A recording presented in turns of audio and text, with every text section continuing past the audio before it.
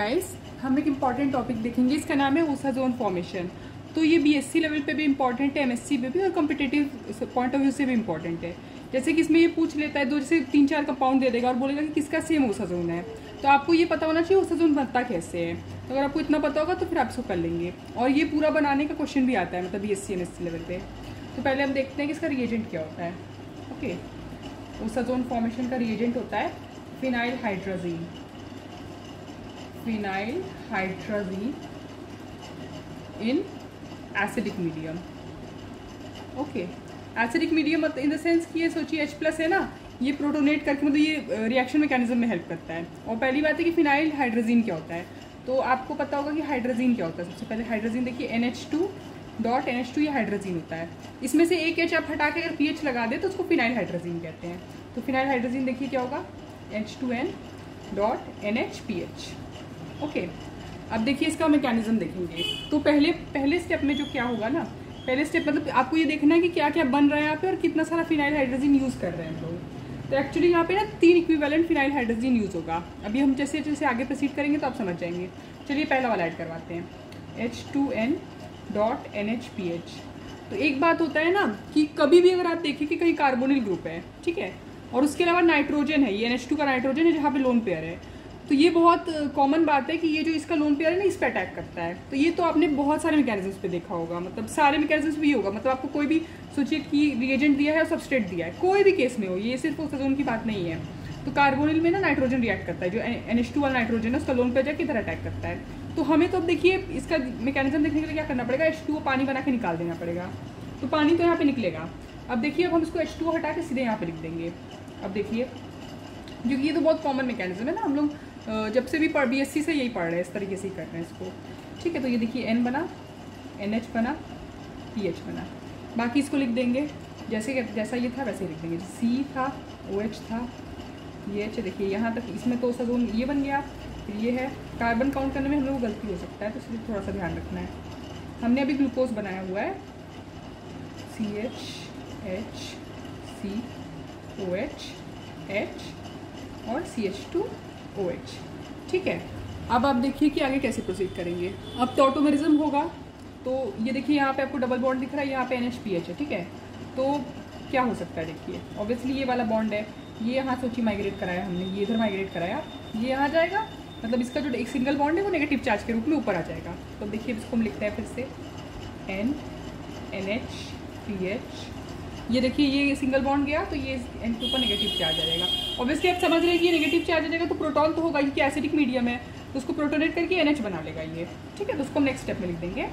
अभी ये लिख लेते हैं, ये सिंगल बॉन्ड ये है CH है, और ये इसका टॉटोमेरिज्म की वजह से डबल बॉन्ड आ गया, ठीक है। और ये OH है। बाकी तो देखिए नीचे आपको सब सेम ही लिखना है। तो आप एक चीज़ आप ध्यान में देंगे, हम लास्ट में भी ये बात वो कर दी, कंक्लूड करेंगे कि 2 कार्बन में ही सिर्फ चेंज होता है, ठीक है। आप देखेंगे मतलब पूरे मैकेनिज्म के एंड में कि ये जो नीचे वाले कार्बन होते हैं ना, ये दोनों में जो होना यही होगा। देखिए यहाँ पे पहले अटैक हुआ, रिएजेंट अटैच किया, उसके बाद यहाँ से टॉटोमेरिज्म हुआ। इन लोगों को कोई मतलब नहीं है ओसाजोन फॉर्मेशन से। इस वजह से ना ये, अगर आपको सोचिए 2 कंपाउंड दिया, जैसे कि अगर हम एग्जाम्पल के लिए बोल सकते हैं कि ग्लूकोज दिया है, सोचिए ना, ग्लूकोज और मैनोज ये दोनों एपिमर होते हैं, तो हम लास्ट में डिस्कस करेंगे। तो मतलब उसी चीज़ में चेंज आएगा ना। अगर सोचिए कि ये 2 कार्बन के अंदर जो चेंज है तो वही बस चेंज हो रहा है, तो ये सब तो सेम होता है ना ग्लूकोज मैनोज में, बस यही चेंज है। तो इसमें तो वो बन जाता है, ओसाजोन बन जाता है। इसीलिए ग्लूकोज और मैनोज का ना सेम ओसाजोन बनता है। और यही है जो एंट्रेंस में क्वेश्चन आता है, मतलब CSR आप प्रीवियस ईयर क्वेश्चन चेक करेंगे तो उसमें आप देखेंगे कि पूछा है, मतलब 4 कंपाउंड दिया और पूछा है इसमें कि इसमें से किसका ओसाजोन सेम होगा। तो बस आपको अगर पता है कि एपिमर है ये दोनों, मतलब मैनोज और ग्लूकोज, C2 एपिमर है, तो आप समझ जाएंगे, उसको मार्क कर देंगे। ओके, तो फिर हम यहाँ तक हमने देखा। तो यहाँ देखिए एक H लग जाएगा, ठीक है।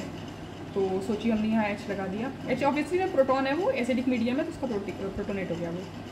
NH हुआ, PH हुआ, C हुआ, H हुआ, ये double bond C OH, C H OH, C OH, H, C OH, H, CH2OH, ठीक है। अब आप एक चीज़ ध्यान दीजिए कि ये बॉन्ड भी तो इधर मूव कर सकता है। ये देखिए OH है ना, यहाँ ये वाला बॉन्ड, इधर सोचिए हमने मूव कराया, ठीक है, ये इधर मूव करा, और इस वजह से क्या हुआ, ये इधर मूव किया, ये जैसे इधर मूव किया, ये इधर मूव कर गया, ठीक है।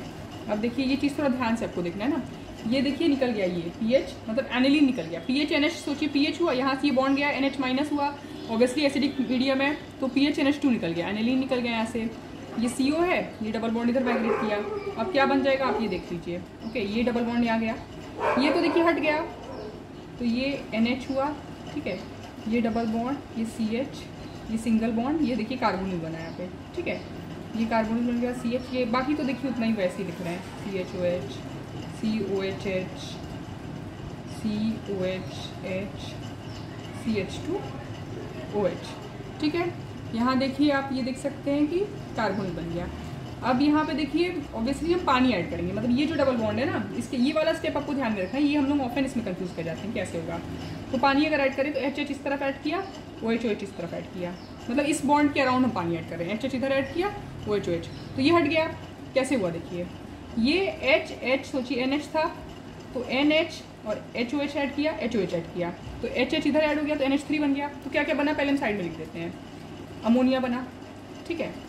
अमोनिया बनने के अलावा हमने जब ये वाला स्टेप किया इधर, तो ये जब डबल बॉन्ड इधर माइग्रेट किया तो ये PH NH बना, NH माइनस और एक H मिल गया उधर, NH2 बन गया, एनिलीन बना, PH NH2 मतलब एनिलीन है, प्लस इधर से देखिए क्या बनेगा। अगर आप इसको विजुअलाइज करने की कोशिश करें, और C पे एक H था, एक डबल बॉन्ड हटा तो OH बना, एक और डबल बॉन्ड हटा तो OH बन गया। तो देखिए इधर हम लिख के दिखाते हैं, CH है, ये OH है, ये OH है, तो यहाँ से बॉन्ड सोचिए इधर गया। हम ये एक बात होती है ना कि एक ही कार्बन में 2 OH कभी स्टेबल नहीं होता, पक्का एक निकल जाएगा। तो ये सोचिए बॉन्ड इधर माइग्रेट किया, इसको निकाल दिया, CHO बन गया। तो अब देखिए इसके आगे क्या बना, ये कार्बन था, अब देखिए हम यहीं से ऐड कर रहे हैं, ये वाले को देखिए OH करके इसको CHO बना के लिख रहे हैं, CO लिख रहे हैं, हमने यहाँ H लिखा, इधर कार्बन लिखा, इधर O लिखा, ये तो था ही, पिछले बार ही बन गया था हमारा, CH OH COH H COH H और CH2OH। अब देखिए इतना लिखने के बाद आप ध्यान दीजिए कि अभी तो हमारे पास देखिए कितना और फिनाइल हाइड्रोजन, हम तो फिनाइल हाइड्रोजन डाले तो हमने बताया था 3 मोल यूज होता है, तो एक हमने ऊपर शुरू में यूज़ कर लिया, 2 यहाँ से बनेगा। देखिए जैसे NH2.NHPH यहाँ लिख रहे हैं, H2N.NHPH, ठीक है। ये वाला यहाँ से पानी निकाल देगा, बस ये बना और ये C डबल बॉन्ड NHPH। तो आपको देखिए इसमें ध्यान क्या रखना है कि हमारा जो चेंज हुआ है ना, ये इधर ही चेंज हुआ है, जो भी चेंजेस आए इसमें आए, इसको तो कोई फर्क ही नहीं पड़ा। ये देखिए अंत में भी यही इतना ओसोटोन बना लिया हमने, इसे कोई मतलब नहीं है। अब आप एक चीज़ ध्यान रखिए कि एसिडिक मीडियम में होता है और इसका 3 मोल कंज्यूम किया, पहला तो ऊपर लग गया था, 2 इधर लग गया, ठीक है। तो ये सब बातें आपको ध्यान में रखनी है। फिर आपको जो मेन चीज़ है, जो क्वेश्चन पूछेगा कि वो ये है कि किसका ओसोटोन सेम होता है, तो आप समझ जाएंगे ना, जिसका अगर ये सोचिए चेंज है, ये इतना सेम होना चाहिए, इतना पोर्शन कार्बन चेन का, अगर ये पोर्शन सेम नहीं है तो फिर तो ओसोटोन अलग ही बनेगा ना, क्योंकि ये इफेक्ट तो बस ये दोनों हुआ है, आपने देखा। तो हमारा जो ग्लूकोज होता है वो और मैनोज, ये दोनों C2 एपिमर है, मतलब इसके 2 पोर्शन में चेंज है। ये सोचिए ग्लूकोज से अगर इसका OH इधर है तो OH उस तरफ हो, मतलब OH राइट में है तो ये ग्लूकोज है, OH इस तरफ हो तो वो क्या होता है, मैनोज है, तो उन दोनों का एपिमर सेम होता है। यही चीज़ बस नेट और गेट में आता है, तो इतना आप कर लेंगे बस। ऑब्वियसली अगर आप थियोरेटिकल एग्जाम में लिख रहे हैं तो फिर आपको ये इस तरह से ब्लॉक बना कर नहीं दिखाना है ना, फिर आपको ऐसे मैकेनिज्म करके दिखाना है। ओके, तो फिर इसका ये ओसाजोन हो गया, और ये क्या क्या बना, एनिलीन बना, अमोनिया बना, ये आपको ध्यान में रखना है। Okay, thank you.